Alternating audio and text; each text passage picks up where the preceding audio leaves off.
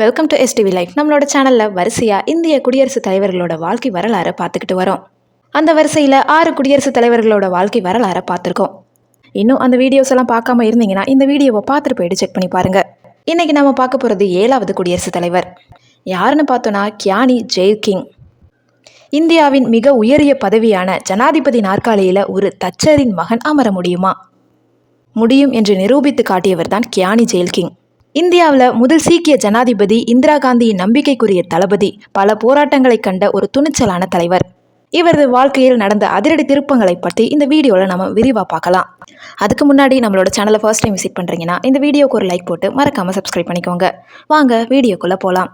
1916வது வருஷம் மே மாதம் 5ஆம் தேதி பஞ்சாப் மாநிலத்தின் ஃபரித்கோட் மாவட்டத்தில் உள்ள சாந்துவான் என்ற சிறிய கிராமத்தில் பிறந்தார் ஜெயில் கிங். இவருடைய தந்தை ஒரு தச்சர். மிக மிக எளிமையான குடும்பம். துரதிருஷ்டவசமாக ஜெயில் கிங் குழந்தையாக இருக்கும்போதே தனது தாயை இழந்துவிட்டார். அவரோட சித்தியோட அரவணைப்பில் தான் அவர் வளர்றாரு. வறுமையும் சோதனைகளும் அவர் பிறப்பிலிருந்தே அவரோடு இருந்துச்சு. ஜெயில் கிங் அவர்களுக்கு கியானி என்ற பட்டம் எப்படி வந்தது தெரியுமா? அவரது குடும்பம் சீக்கிய மதத்தில் மிகுந்த பற்றுடையது. அதனால சிறு வயதிலேயே சீக்கிய புனித நூலான குரு கிரந்த சாஹிப்பை முழுமையாக கற்றுத் தேர்ந்தாரு. சீக்கிய மத கோட்பாடுகளை கற்றுக் கொடுக்கும் கல்லூரியில் பணிபுரிந்ததால அவருக்கு கியானி, அதாவது அறிவார்ந்த அல்லது சமய மேதை என்று பட்டம் வழங்கப்பட்டுச்சு.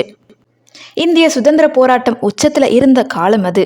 ஜெயில் கிங் தனது இளம் வயதிலேயே பிரிட்டிஷ் ஆட்சிக்கு எதிராக குரல் கொடுத்தாரு. ஃபரித்கோட் போன்ற சுதேச சமஸ்தானங்களில் இருந்த மன்னராட்சிக்கு எதிராகவும் பிரிட்டிஷ் ஏகாதிபத்தியத்திற்கு எதிராகவும் அவர் நடத்திய போராட்டங்கள் அவரை ஒரு மக்கள் தலைவராக மாற்றுச்சு. போராட்டங்களில் ஈடுபட்டதற்காக அவர் பல முறை சிறைக்கு சென்றிருக்காரு. உண்மையில் அவரது இயற்பெயர் ஜர்னைல் சிங். சிறையில் இருந்த காலங்களில் அவர் பட்ட கஷ்டங்களும் அந்த சூழலும் அவரை ஜெயில் சிங் என்று அழைக்க வச்சது. பிற்காலத்தில் அதுவே அவரது பெயராகவும் நிலைச்சிருச்சு. 1947 இந்தியா சுதந்திரம் அடைஞ்சது. 1949 பஞ்சாப் பகுதிகளில் உருவாக்கப்பட்ட பெப்சு என்ற அமைப்பின் கீழ் அமைக்கப்பட்ட அரசு சாரா ஆட்சியில் ஜெயில் சிங் வருவாய்த்துறை அமைச்சராக முதல்ல பதவியேற்றாரு. ஒரு சாதாரண தச்சரின் மகன் அதிகாரத்தின் முதல் படியில் காலடி எடுத்து வச்சாரு. 1951 நடந்த தேர்தலில் காங்கிரஸ் கட்சி வெற்றி பெற்றுச்சு. அப்போது அவர் வேளாண் அமைச்சராக பொறுப்பேற்றாரு. விவசாயிகளின் கஷ்டங்களை அறிந்தவர் என்பதால நில சீர்திருத்தங்கள் மற்றும் விவசாய மேம்பாட்டிற்காக பல அதிரடி நடவடிக்கைகளை மேற்கொண்டாரு. இது பஞ்சாப் மக்களிடையே அவருக்கு பெரும் செல்வாக்கை பெற்று தந்துச்சு. மாநில அரசியலில் இருந்து தேசிய அரசியலுக்கு உயர்ந்தாரு ஜெயில் சிங்.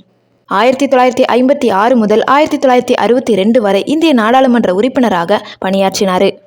டெல்லியில் இருந்த முக்கிய தலைவர்களின் கவனத்தை ஈர்த்தாரு. குறிப்பாக நேரு குடும்பத்தின் மீது அவருக்கு அளப்பரிய மதிப்பும் மரியாதையும் இருந்துச்சு.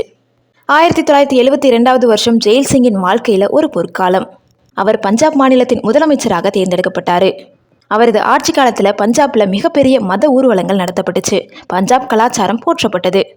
அதே சமயம் அவரது அரசியல் எதிர்ப்பாளர்களும் பெருக தொடங்கினாங்க. 1980 நடந்த பொது தேர்தலில் மக்களவைக்கு தேர்ந்தெடுக்கப்பட்டார். அப்போது பிரதமராக இருந்த இந்திரா காந்தி ஜெயில் சிங் மீது வைத்திருந்த நம்பிக்கையின் காரணமாக அவருக்கு மிக முக்கியமான மத்திய உள்துறை அமைச்சர் பதவியை வழங்கினாங்க. நாட்டின் பாதுகாப்பு இவரிடம் ஒப்படைக்கப்பட்டுச்சு. ஜூலை மாதம் 25ஆம் தேதி 1982 வருஷம் இந்திய வரலாற்றில் ஒரு முக்கிய நாள். கியானி ஜெயில் சிங் இந்தியாவில் 7வது ஜனாதிபதியாக பதவியேற்றார்.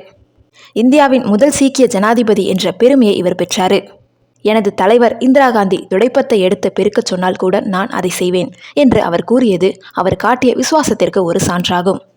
ஜெயில் சிங் ஜனாதிபதியாக இருந்தபோதுதான் பஞ்சாப்ல தீவிரவாதம் தலை தூக்குச்சு. சீக்கிய மதத்தின் புனித தலமான பொற்கோவிலுக்குள் தீவிரவாதிகள் பதுங்கினாங்க. அவர்களை அப்புறப்படுத்த Indira Gandhi operation blue star என்ற இராணுவ நடவடிக்கைக்கு உத்தரவிட்டாங்க. இது ஜெயில் சிங்கிற்கு மிகப்பெரிய மன உளைச்சலை தந்துச்சு. பொற்கோவிலுக்குள் இராணுவம் நுழைந்ததை சீக்கியர்கள் கடுமையாக எதிர்த்தாங்க. ஒரு சீக்கியராக இருந்து கொண்டு ஜெயில் சிங் ஏன் இதை தடுக்கவில்லை என்று அவரது மதத்தை சேர்ந்தவர்களை அவரை கண்டித்தாங்க. அவரை ஜனாதிபதி பதவியிலிருந்து விலகச் சொல்லி போராட்டங்கள் நடந்தன. ஆனால் அவர் பதவி விலகவில்லை. 1984 வருஷம் அக்டோபர் மாதம் 31ஆம் தேதி இந்தியாவையே உலுக்கிய சம்பவம் நடந்துச்சு. பிரதமர் இந்திரா காந்தி அவரது சொந்த சீக்கிய பாதுகாவலர்களாலேயே சுட்டுக் கொல்லப்பட்டாங்க. அப்போது ஜெயில் சிங் வெளிநாட்டு பயணத்தில் இருந்தார். தகவலை கேட்டு உடனடியாக திரும்புவதற்குள் டெல்லியில் சீக்கியர்களுக்கு எதிரான கலவரம் உண்டது.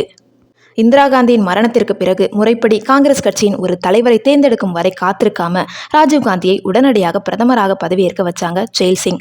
இது அவரது விசுவாசத்தின் உச்சமாக கருதப்பட்டுச்சு. ஆரம்பத்தில் இணக்கமாக இருந்த ஜெயில் சிங்கிற்கும் பிரதமர் ராஜீவ்காந்திற்கும் இடையே சீக்கிரமே கருத்து வேறுபாடுகள் ஏற்பட்டுச்சு. பல அரசு கோப்புகளில் கையெழுத்திட ஜெயில் சிங் மறுத்தார். குறிப்பாக சொல்லணும்னா தபால் சீர்திருத்த சட்டம் போன்ற விஷயங்களில் ஜனாதிபதியாக தனது அதிகாரத்தை பயன்படுத்தி ராஜீவ்காந்தியை திணறடிச்சார். இந்திய வரலாற்றிலேயே முதல் முறையாக ஒரு சட்டத்தை நிராகரிக்காமல் ஒப்புதலும் அளிக்காமல் தனது சட்டப்பையிலேயே போட்டு வைக்கும் பாக்கெட் வீட்டோ அதிகாரத்தை பயன்படுத்தியவர் ஜெயில் சிங். இது ராஜீவ்காந்தி அரசுக்கு மிகப்பெரிய நெருக்கடியை தந்துச்சு. அரசியல் மோதல்கள் ஒருபுறம் இருந்தாலுமே ஜெயில் சிங் தனது எளிமையை கைவிடவே இல்லை. எப்போதும் ஒரு ரோஜா பூவை தனது கோட்டில் குத்தியிருப்பார். அனைவரிடமும் பஞ்சாபி மொழியில மிக இனிமையாக பேசுவார். சீக்கிய மதத்தின் மீது அவர் கொண்டிருந்த பற்று அவரது இறுதி நாள் வரை குறையவே இல்லை. ஜனாதிபதி பதவி முடிந்த பிறகு அவர் அமைதியான வாழ்க்கையை தொடங்கினார்.